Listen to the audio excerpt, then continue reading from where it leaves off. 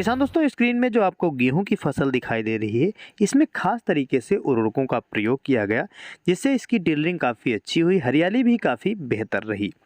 तो आज हम इसी पर चर्चा करने वाले हैं। गेहूं की फसल में ऐसी कौन सी उर्वरक है, कौन सी जरूरी उर्वरक है जिसके प्रयोग से हम अपने गेहूं की फसल में अच्छी टिलरिंग प्राप्त कर सकते हैं, हरियाली काफ़ी अच्छी होगी और करीब 25 से 30% आप उत्पादन भी बढ़ा सकते हैं। वीडियो को कर दीजिए लाइक और शेयर। चैनल पर नए हैं तो सब्सक्राइब कर घंटी के निशान को दबाएं ताकि अगला वीडियो सबसे पहले देखने को मिल सके।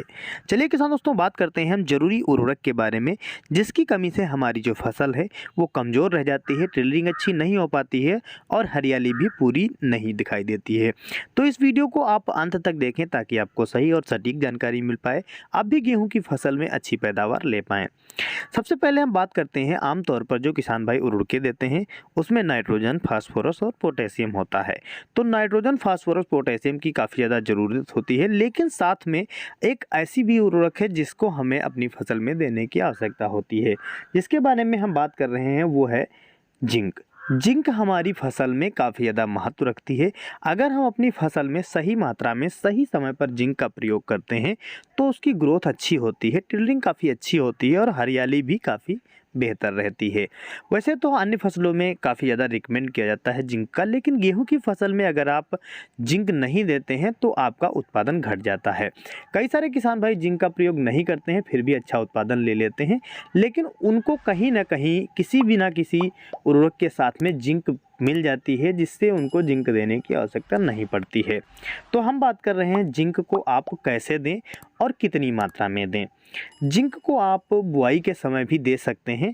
बुआई के समय आप चाहें तो 5 से 6 किलोग्राम जिंक का प्रयोग कर सकते हैं। जिंक लगभग सभी फसलों के लिए काफ़ी ज़्यादा आवश्यक होती है, खासकर धान की फसल और गेहूं की फसल में अगर हम जिंक का सही मात्रा में सही समय पर प्रयोग करते हैं तो हमारी गेहूं की फसल हो या धान की फसल हो, उसकी टिलरिंग भी अच्छी होती है और हरियाली भी काफ़ी बेहतर रहती है। जिंक मार्केट में कई प्रकार की अवेलेबल हैं, 16% वाली, 21% वाली और 33% वाली।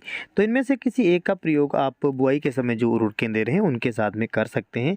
अगर 16% वाली लेते हैं तो 10 किलोग्राम, 21% वाली 7 किलोग्राम और 33% वाली 5 किलोग्राम जिंक का प्रयोग करना चाहिए। साल में एक बार अपने खेत में जिंक का प्रयोग जरूर करें। अगर आपने पिछली किसी भी फसल में जिंक का प्रयोग किया है, जैसे धान की फसल आपने ली थी, अब गेहूं की फसल ले रहे हैं, धान की फसल में सही मात्रा में अगर आपने जिंक का प्रयोग किया है तो गेहूं की फसल में अगर आप जिंक का प्रयोग नहीं भी करेंगे तब भी चलेगा।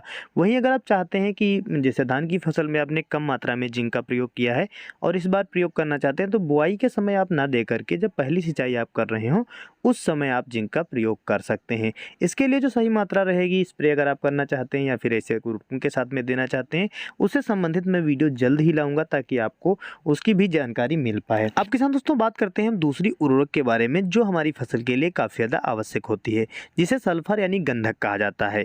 ये भी हमारी फसल के लिए उतनी ही आवश्यक होती है जितनी कि जिंक। अगर हम इसको अपनी फसल में सही मात्रा में प्रयोग करते हैं तो हमारी जो फसल है उसमें कई प्रकार के रोग, कीट, फंगस भी नहीं लग पाते हैं और हमारी फसल की भी काफ़ी अच्छी ग्रोथ होती है, टिलरिंग भी अच्छी होती है, साथ ही हमारी जो ज़मीन होती है, जो मिट्टी होती है, उसका सुधार हो जाता है। तो जिंक और सल्फर को अगर आप अपनी फसल में प्रयोग नहीं कर रहे हैं तो इस बार आप अपनी गेहूं की फसल में जिंक और सल्फर का प्रयोग करके काफ़ी अच्छा लाभ ले सकते हैं। टिलरिंग काफ़ी अच्छी होगी, हरियाली भी काफ़ी बेहतर होगी, जिससे पैदावार काफ़ी अच्छी ले पाएंगे। अगर आप इन दोनों चीज़ों का प्रयोग करते हैं तो करीब 20 से 30% आपकी जो पैदावार है उसमें इजाफा देखने को मिलेगा।